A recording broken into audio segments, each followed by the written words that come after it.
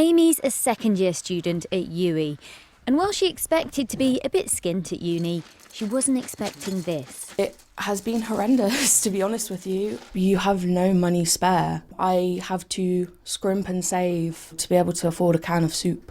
I can't go to my parents for financial support either because they're also being impacted by this crisis.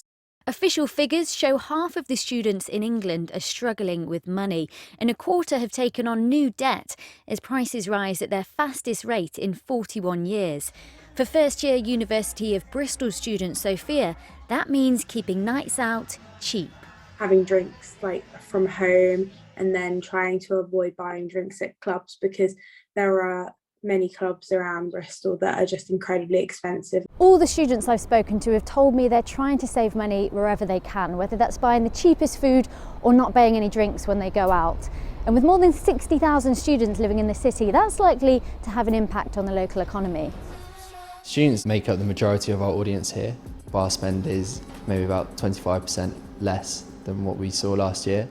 Bristol's businesses have reported a 14% decrease in spending at restaurants, bars and nightclubs in the last quarter. Students are really vital to Bristol's nighttime economy.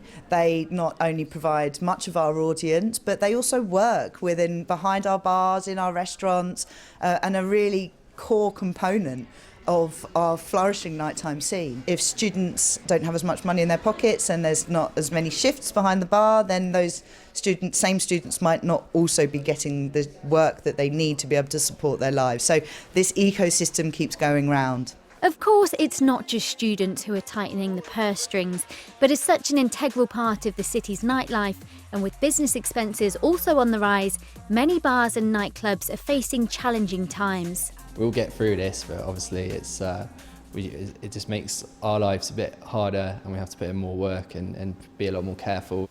Meanwhile, Amy said doing simple things like going for a drink or to the cinema just aren't an option for her anymore. Which, frankly, sucks.